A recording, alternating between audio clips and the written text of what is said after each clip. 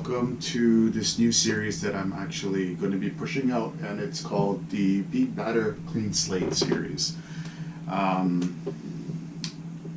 Once a week I'm going to be pushing out these videos to help you guys understand exactly what we do here at PO Fitness. With a whiteboard that I can explain some tasks at hand that we're going to be discussing throughout this week. No doubt, as you might have guessed, it's Wednesday, so we're going to be pushing these videos out every Wednesday, either on Facebook, Instagram, LinkedIn, or YouTube. So wherever you like to consume your content, we got the space for you. So this week, what we're going to be doing, we're going to be doing part 1. We're going to be talking about caveman movements. So a lot of the stuff that we do here at VO Fitness is really based off of topics that are in line with our primal selves, how we were back in the day, when we were roaming around the plains and being hunter-gatherers kind of stuff. So while we have evolved so much, so often, what I'm planning to do with today is to show you guys 3 exercises, 3 movements that are similar to what would mimic when we were in caveman days. So the first one is everyone's favorite,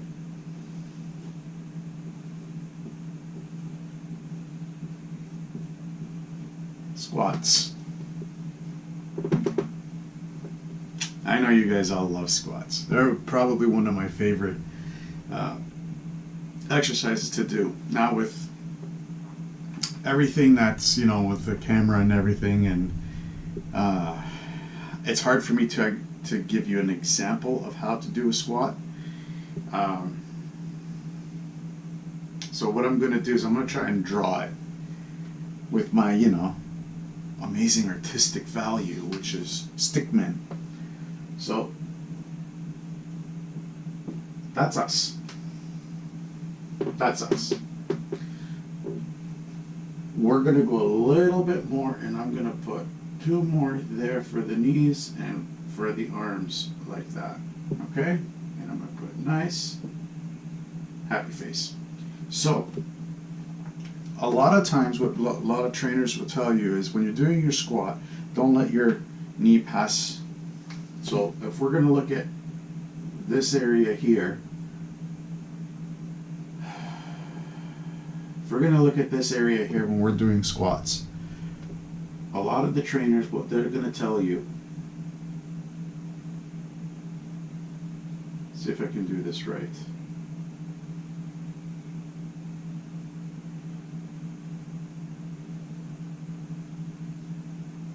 Is to not allow the knee to go past the toe.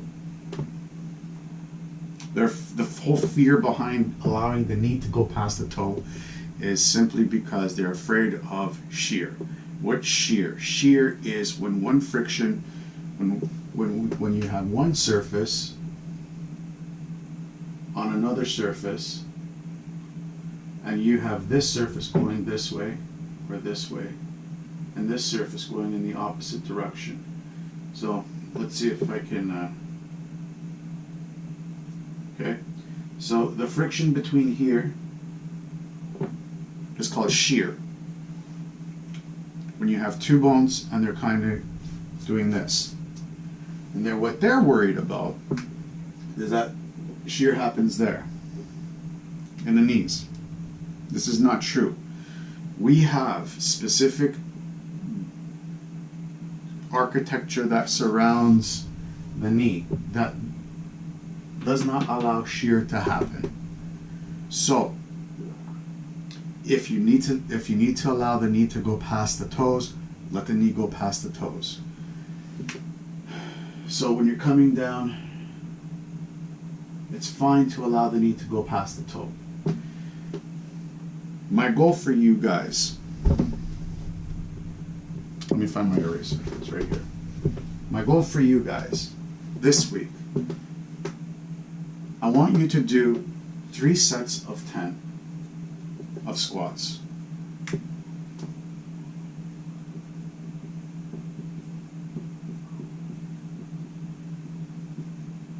Three sets of 10 reps. I hope you can read my chicken scratch.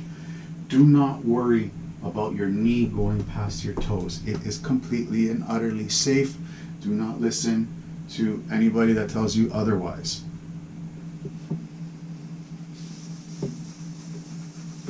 Shear is not a factor, and you should not worry about shear. Let me write this in a better space than here. I don't like it here.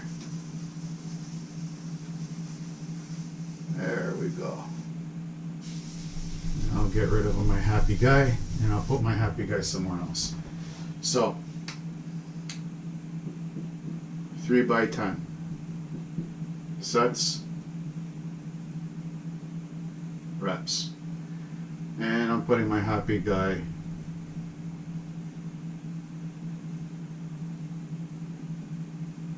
right there. So, squats. It's the most primal movement that we do as human beings. Quick demo. I will do my best to show you how this looks.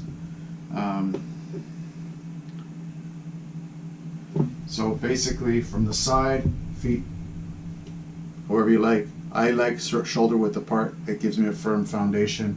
And you just sit down and you stand back up. How deep you go, totally up to you, whatever feels comfortable for you. If it's half, then it's half. If it's full, it's full. If it's right down to the bottom, where your bum is touching your heels, right down to the bottom. Want 3 sets of 10. The next thing that you're going to do is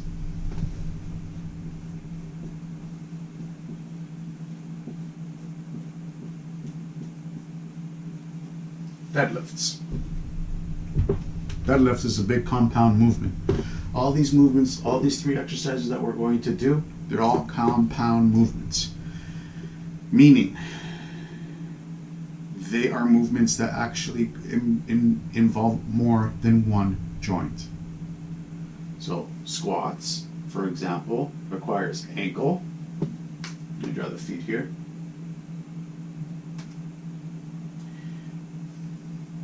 Requires feet, ankle, knees, hips, spine, shoulders, elbows. The confusion, which we will get into more in detail with other stuff, when it comes to isolation and functional. I don't like those 2 terms, but I just don't like those 2 terms. I think they're completely irrelevant and completely useless. I think we as trainers have failed you, the public, in isolation and functional, because everything is functional. If it's not functional, then you cannot function in this world. So, with that said, moving on to deadlifts. Deadlifts, basically what it is you are lifting an object off the ground. There are 2 ways to lift an object off the ground. There is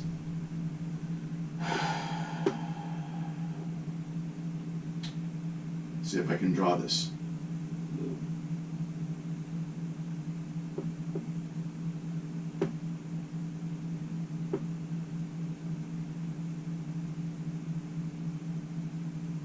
Arch back.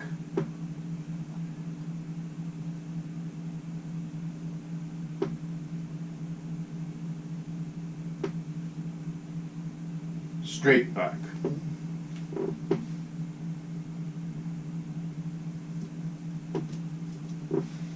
That's wrong.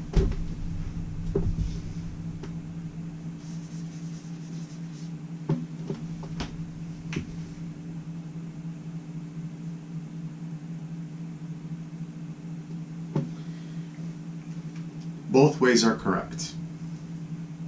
Both ways. Why are they correct? Our spine is designed specifically to arch forward. Okay? Which way is correct? Like I said, both are correct, but it is dependent on the mass that you are lifting. If it is light, you want that way. If it is heavy, you want that way. Why? If you lift heavy objects, you want the spine in proper alignment, giving your muscular system the capacity to lift heavier loads, engaging bigger muscles, like your back, like your shoulder, like your chest, like your shoulders, like your arms, like your glutes, like your hammies, like your quads. These are all very powerful muscle groups. Like your trunk. Everything is in proper alignment, and allows you the capability to lift heavier with greater muscular recruitment. If you are lifting something light, like this, for example, or a child, you're not going to lift the child bending down using your legs. You might, depending on how heavy the kid is. Or this, if this falls on the ground, I'm just literally subconsciously going to bend over and pick it up. It's a subconscious movement. Where is the problem? The problem lies with us trainers. We have been telling you guys to be lifting all forms of different types of masses with this form right here. Not taking into consideration the amount of mass that you're lifting. What is the object I'm lifting off the ground? Is it light? What's going to happen if I keep training myself to do one form, and then all of a sudden, subconsciously, I drop my pen on the ground and I bend over to go lift it up? What's going to happen? Muscles, the erector spinae group right up here, they're not going to understand what's going to happen. Guess what? Spaz right up. Not, all the time, but it could potentially happen. So it's imperative that you learn how to train how to lift this way and this way, with the understanding that what the amount of mass that you are going to lift. Now this is going to be variable to each individual, and I highly suggest you figure out what mass that is for you. When we're doing a deadlift, we are lifting a heavy object off the ground. So we do not want this type of movement. We want this form. So your feet, again, shoulder width apart. You're going to bend forward slightly at the hips, and you're going to drop the knees just a little bit, and then back up. Okay? I'm not saying that this is not the correct way. There is no correct way to do anything in the body. I'm just saying that for our purposes and for this movement here, deadlifts, we are going to be using this form. So I want you guys to find a mass that you know is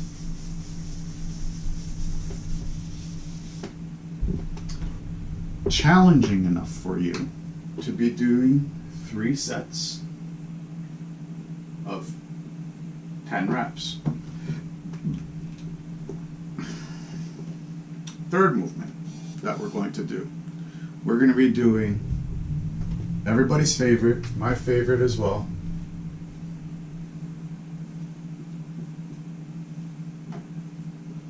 Push-ups. So, what are we doing here? We're doing everything upper body with push-ups. Again, there is no be-all that ends-all when it comes to push-ups. I have seen people doing push-ups with an arched back. I have seen people doing push-ups on their knees. I have seen people doing push-ups on their knuckles and on one foot. I love doing my push-ups on my knuckles and one foot.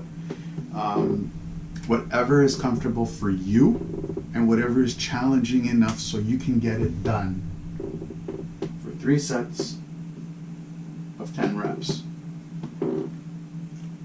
How is this going to look? How does this here? How does this here? How do I want this? How do I want you to go about doing it? Well, it's quite simple. So, set number 1. Let me give myself some room here.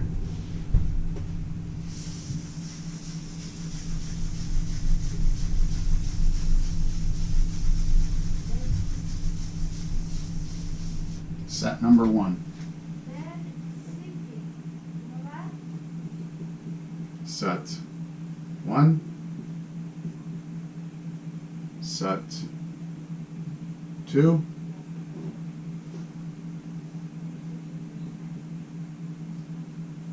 And set 3. 3 sets. You're going to do squats,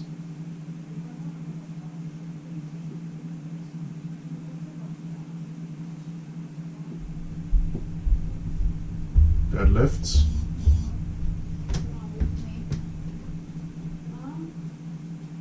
push-ups. 10 reps of each. Then you're going to repeat again. Squats,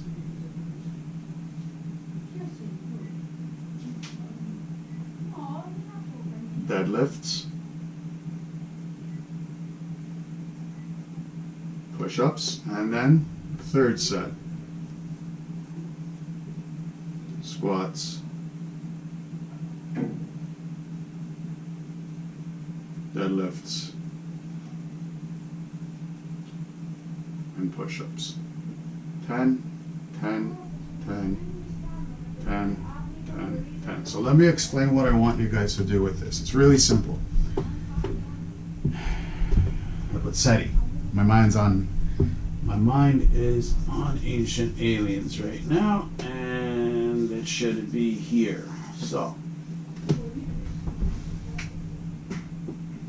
set 1. You start off the squats, 10 reps. Right after the 10 reps, so you're gonna get something that is like a bar, like a broom handle or a hockey stick. Some of my videos I like to use hockey sticks. Now, and all you're gonna do, hand shoulder width apart, and you're just gonna do a deadlift, just a basic deadlift. And from there, if you want to make this harder, if you want to make this more challenging, the mass is not hard enough, try and rip that bar apart as you're coming up and down, and slow down the movement. You're going to do 10 of those.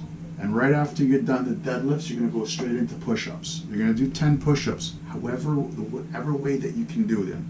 You're going to pound out 3 or 10 reps of push-ups. You're going to take a 1 minute break. Okay? Once the 1 minute break is done, you're going to do set number 2 the exact same way. Then, once you're done that, you're going to take another minute break, and then you're going to do set number 3 of the same thing. And that's it, guys. That's it. Workouts don't have to be too complicated. They don't have to be tough. You just have to understand how to apply pressure. And when you can understand how to apply the tension to the proper areas, like for example, I'll give you for push-ups, like I already told you for deadlifts. If you want to make the deadlift feel stronger, rip the bar apart. If you want the push-up to feel strong, to feel harder, squeeze your hands in together as you're doing the push-up. Or if you're doing it from your knees, go up to your toes and do 10, pound out 10. And once you get used to that, squeeze your hands in together. Squats, for example. If you want squats to feel harder as you're coming up and down, try and do the splits this way. So you're coming up, down, and up, and you're trying to push your feet out that way. It'll put more tension in the glutes, more tension in the external rotators of the hips, and it'll put tension all alongside the outside of the part of the legs. Trust me, you do this 3 sets, it should not take you longer than